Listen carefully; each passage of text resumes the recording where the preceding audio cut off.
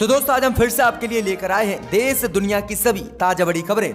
फटाफट एक एक कर विस्तार से आज आपको बताएंगे, तो वीडियो को अंत तक जरूर देखें। दोस्तों वीडियो बनाने में हमें काफी मेहनत लगी है, तो वीडियो को लाइक जरूर कर दें। दोस्तों पहली खबर में आपको बताएंगे जो बिग ब्रेकिंग न्यूज सामने निकल कर आ रही दोस्तों कि पैगंबर मोहम्मद साहब के विवादित कार्टून को लेकर फ्रांस के समर्थन में बोले प्रधानमंत्री मोदी।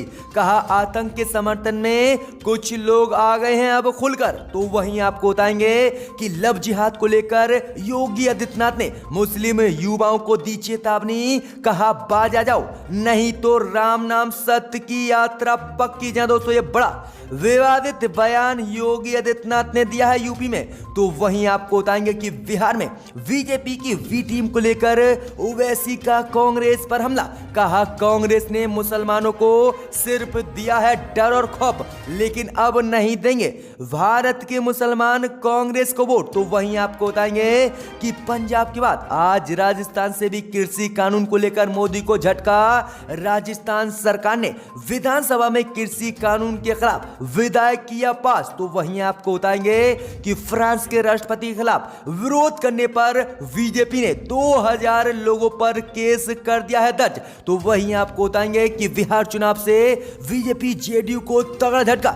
शिवसेना ने तेजस्वी यादव को दिया अपना समर्थन, चुनाव आयोग को बताया भाजपा का गुलाम। तो वहीं आपको बताएंगे कि बिहार चुनाव में चिराग पासवान की खुली पोल, पैसे देकर जुटाई जा रही है चिराग पासवान की सभाओं में भीड़। वहीं पुलिस ने एक महिला को भी कर दिया है गिरफ्तार। तो वहीं आपको बताएंगे कि बिहार चुनाव में तेजस्वी ने बीजेपी जेडीयू को दी खुली बहस की चुनौती। कहा असली मुद्दों पर दम है तो करके दिखाएं तेजस्वी के साथ बहस। जी दोस्तों तो सभी खबरों को विस्तार से आज आपको बताएंगे, तो वीडियो को अंत तक जरूर देखें। इसी बीच बढ़ते दोस्तों पहली खबर की ओर जो बिग ब्रेकिंग न्यूज सामने निकल कर आ रही दोस्तों कि पैगंबर मोहम्मद साहब के विवादित कार्टून को लेकर फ्रांस के समर्थन में बोले प्रधानमंत्री मोदी। कहा आतंक का कुछ लोग कर रहे हैं अब तो खुलकर समर्थन। जी दोस्तों आपको बता दें कि इन दिनों पैगंबर मोहम्मद साहब के विवादित कार्टून को लेकर फ्रांस का लगातार मुस्लिम देश विरोध कर रहे हैं। इस बीच खबर सामने निकल कर आ रही दोस्तों कि फ्रांस में विवादित कार्टून को लेकर प्रधानमंत्री नरेंद्र मोदी ने फ्रांस का समर्थन किया। जहां दोस्तों आपको बता दें कि राष्ट्रीय एकता दिवस के मौके पर प्रधानमंत्री नरेंद्र मोदी ने फ्रांस में पैगंबर मोहम्मद साहब के विवादित कार्टून का मसला उठाया और उन लोगों पर निशाना साधा जो फ्रांस का विरोध कर रहे हैं। जहां दोस्तों आपको बता दें कि प्रधानमंत्री मोदी ने कहा कि कुछ लोग आज खुलकर आतंक का समर्थन कर रहे हैं और फ्रांस का लगातार विरोध कर रहे हैं। प्रधानमंत्री मोदी ने कहा कि आज के समय में अधिकांश देश आतंकवाद से जूझ रहे हैं, इसके खिलाफ सभी को एकजुट होने की जरूरत है। दुनिया के सभी देशों को, सभी सरकारों को आतंकवाद के खिलाफ एकजुट होकर लड़ाई लड़नी है। आगे प्रधानमंत्री मोदी ने कहा कि वह हमेशा से फ्रांस का साथ देंगे, आतंकवाद की लड़ाई में भारत फ्रांस के साथ खड़ा हुआ है। तो खुलकर प्रधानमंत्री मोदी ने समर्थन फ्रांस को दे दिया है। इसी बीच बढ़ते दोस्तों अगली खबर को, तो लव जिहाद को लेकर मुस्लिम युवाओं को योगी आदित्यनाथ की खुली चेतावनी। कहा बाज आ जाओ नहीं तो राम नाम सत्य की यात्रा पक्की। जय दोस्तों आपको बता दें कि उत्तर प्रदेश के मुख्यमंत्री योगी आदित्यनाथ ने लव जिहाद के मामलों को लेकर एक बार फिर से विवादित बयान देते हुए मुस्लिम युवाओं को धमकी दी है। मुख्यमंत्री योगी आदित्यनाथ ने कहा है कि ये लोग राम नाम सत्य की यात्रा के लिए एकदम तैयार रहें, इन्हें किसी भी हालत में बख्शा नहीं जाएगा। जय दोस्तों आपको बता दें कि उत्तर प्रदेश के मुख्यमंत्री योगी आदित्यनाथ ने जौनपुर में एक जनसभा को संबोधित किया। इस दौरान योगी आदित्यनाथ ने मुस्लिम युवाओं को खुली चेतावनी दी। योगी आदित्यनाथ ने कहा कि भेष बदलकर नाम छिपाकर जो लोग बेटियों की इज्जत के साथ खिलवाड़ करते हैं, मैं उन्हें चेतावनी देता हूं कि उनकी राम नाम सत्य की यात्रा निकलने वाली है। हम लोग मिशन शक्ति के कार्यक्रम को इसलिए चला रहे हैं कि मिशन शक्ति कार्यक्रम का मतलब यही है कि हम हर मां बहन को सुरक्षा की गारंटी देंगे।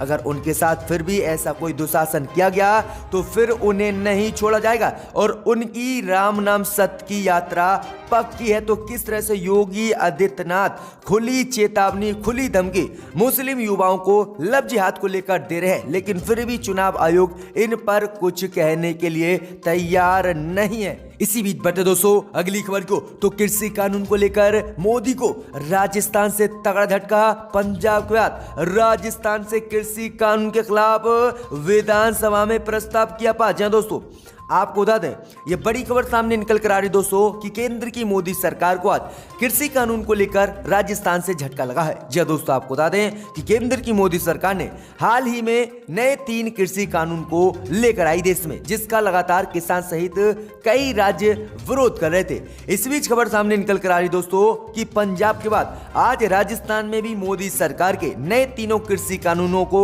निश्चित प्रभावी बनाने के लिए विधेयक विधानसभा में पेश किया गया है और इस पर मोहर भी लग गई है, जिसके बाद अब राजस्थान में मोदी सरकार के ये 3 कृषि कानून लागू नहीं होंगे। तो ये झटका बड़ा मोदी को लगा है राजस्थान से। जहां दोस्तों राजस्थान में अब मोदी सरकार के ये 3 कृषि कानून लागू नहीं होंगे। इसी बीच बता दोस्तों अगली खबर क्यों, तो बिहार चुनाव में बीजेपी की वी टीम पर भड़के ओवैसी, कहा कांग्रेस ने हमें सेकुलरिज्म पर दिया है खौफ और डर। जी दोस्तों, आपको बता दें कि बिहार चुनाव में असदुद्दीन ओवैसी की पार्टी AIMIM ने एंट्री की, जिसके बाद लगातार कांग्रेस राजद ओवैसी की पार्टी को बीजेपी की वी टीम और वोट कटवा पार्टी कहते रहे। अब इन्हीं आरोपों पर असदुद्दीन ओवैसी ने बड़ा बयान दिया है। असदुद्दीन ओवैसी ने कहा है कि अगर कोई घमंड में इस बात को कहता है तो उसके दिमाग का इलाज कराना चाहिए। आगे ओवैसी ने कहा कि लोकसभा चुनाव में AIMIM बिहार में 1 सीट पर चुनाव लड़ी थी और कांग्रेस 40 सीटों पर चुनाव लड़ी थी, जिनमें से 1 सीट जीती और 39 सीटों पर हार गई। आगे ओवैसी ने कहा कि क्या फिर राजद भी वोट कटवा है। आगे असदुद्दीन ओवैसी ने कांग्रेस पर हमला बोलते हुए कहा कि कांग्रेस ने हमेशा से ही हमें धोखे में रखा और हमारी पीठ में खंजर भोंकने की लंबी दास्तां कांग्रेस की है। आगे असदुद्दीन ओवैसी ने कहा कि अपने सेकुलरिज्म के नाम पर कांग्रेस ने देश के मुसलमानों को खौफ डर दिया। अब खौफ डर की बुनियाद पर वोट नहीं मिलेगा, अब एक नई उम्मीद पर मुसलमानों का वोट मिलेगा। असदुद्दीन ओवैसी ने यह बड़ा बयान दिया है कि डर के माहौल में कांग्रेस ने हमसे वोट लिया है। इसी बीच पर तो दोस्तों अगली खबर की ओर, तो फ्रांस के राष्ट्रपति के खिलाफ विरोध करने पर बीजेपी ने 2000 लोगों पर किया केस दर्ज। दोस्तों आपको बता दें कि पैगंबर मोहम्मद साहब के विवादित कार्टून को लेकर इन दिनों फ्रांस के राष्ट्रपति और फ्रांस का दुनिया भर के मुसलमान विरोध कर रहे हैं। वहीं मध्य प्रदेश की राजधानी भोपाल के इकबाल मैदान में भी कांग्रेस विधायक के नेतृत्व में हजारों की संख्या में लोग एकत्रित हुए और फिर फ्रांस के राष्ट्रपति का कड़ा विरोध शांतिपूर्ण तरीके से किया। अब इसी विरोध प्रदर्शन को लेकर करीब 2000 लोगों पर बीजेपी ने केस दर्ज कराया है और हवाला दिया है कि विरोध प्रदर्शन के दौरान कोरोना गाइडलाइनों का उल्लंघन हुआ है और इसी को लेकर यह मामला दर्ज कराया गया है। तो किस तरह से बीजेपी ने सिर्फ फ्रांस के राष्ट्रपति का विरोध करने पर 2000 लोगों पर केस दर्ज करा दिया है। इसी बीच बढ़ते दोस्तों अगली खबर को, तो बिहार चुनाव को लेकर बीजेपी और जेडीयू को तगड़ा झटका। शिवसेना ने तेजस्वी यादव को दिया अपना समर्थन, तो चुनाव आयोग को बताया भाजपा का गुलाम। जी दोस्तों, आपको बता दें कि बिहार चुनाव को लेकर बीजेपी और जेडीयू को आज तगड़ा झटका लगा है। जी दोस्तों, आपको बता दें कि बिहार में पहले चरण का जहां मतदान समाप्त हुआ, तो दूसरे चरण के मतदान को लेकर चुनाव अभियान जोरों पर है। इस बीच बड़ी खबर सामने निकल कर आ रही दोस्तों कि आज शिवसेना ने बिहार में तेजस्वी यादव को अपना समर्थन दिया है। साथ ही बीजेपी पर हमला बोलते हुए चुनाव आयोग को भाजपा का गुलाम बताया है। जी दोस्तों, आपको बता दें कि शिवसेना नेता संजय रावत ने कहा है कि बिना किसी सहारे के एक युवक जिसके परिवार के सदस्य जेल में हैं और सीबीआई IT विभाग उसके पीछे बीजेपी ने डाल रखे हैं। बिहार जैसे राज्य में सभी को अकेला ही वह व्यक्ति चुनौती दे रहा है। आगे शिवसेना नेता संजय रावत ने कहा कि अगर तेजस्वी यादव कल बिहार के सीएम बन जाएं तो मुझे आश्चर्य नहीं होगा। रावत ने आगे कहा कि मैं उस लड़के को बहुत दिनों से फॉलो करता हूं। कुछ लोग मानते थे कि बिहार चुनाव में वह बहुत कमजोर है, लेकिन अब बिहार चुनाव में जब वह हीरो की तरह उभर कर सामने आया और बड़े बड़े नेताओं के छक्के छुड़ा दिए। इसी दौरान आपको बता दें कि चुनाव प्रचार के दौरान बिहार में भाजपा के कोरोना वैक्सीन वादे को चुनावी उल्लंघन नहीं मानने वाले चुनाव आयोग के बयान पर शिवसेना ने चुनाव आयोग पर भी हमला बोल दिया और चुनाव आयोग को भाजपा की एक शाखा बताया और कहा कि भारत में चुनाव आयोग भाजपा के दबाव में काम कर रहा है। तो ये बड़ी अपडेट आ रही है दोस्तों कि बीजेपी को झटका शिवसेना ने बिहार में दिया है और तेजस्वी को समर्थन अपना बिहार में दे दिया है। इसी बीच बढ़ते दोस्तों अगली खबर को, तो बिहार चुनाव को लेकर चिराग पासवान की बड़ी मुश्किलें। भीड़ जुटाने के लिए पैसे बांटते हुए पकड़े गए नेता। जी दोस्तों, आपको बता दें कि भागलपुर से लोजपा प्रत्याशी राजेश वर्मा की और चिराग पासवान की इन दोनों मुश्किलें बढ़ गई हैं। जी हां दोस्तों, आपको बता दें कि लोजपा प्रत्याशी राजेश वर्मा पर आरोप है कि चिराग पासवान की जनसभा में भीड़ जुटाने के लिए उन्होंने लोगों को पैसे बांटे। वहीं आपको बता दें कि पैसे बांटते हुए लोजपा प्रत्याशी का एक करीबी पकड़ा भी गया है, जिसको पुलिस ने दबोच लिया है और इसके पास से 6,400 रुपये नगद बरामद हुए हैं, जिसके बाद इसे अभी जमानत मिल गई। तो किस तरह से बिहार में चिराग पासवान की भी पोल खुलती दिख रही है और चिराग पासवान की जनसभाओं में भीड़ इकट्ठी न हो रही है, तो इसी को लेकर पैसे अब बिहार में भीड़ इकट्ठा करने को लेकर बांटे जा रहे हैं। तो ये बड़ी अपडेट है दोस्तों बिहार चुनाव को लेकर। इसी बीच बढ़ते दोस्तों अगली खबर को, तो मुनव्वर राणा ने फ्रांस के हमलावर को ठहराया सही, कहा अगर उस स्टूडेंट की जगह मैं भी होता तो करता वही। जय दोस्तों, आपको बता दें कि पैगंबर मोहम्मद साहब के विवादित कार्टून को लेकर मुनव्वर राणा ने बड़ा बयान दिया है। फ्रांस के हमले को मुनव्वर राणा ने सही ठहराया है। उन्होंने कहा है कि अगर उस स्टूडेंट की जगह मैं भी होता तो वही करता जो उसने किया।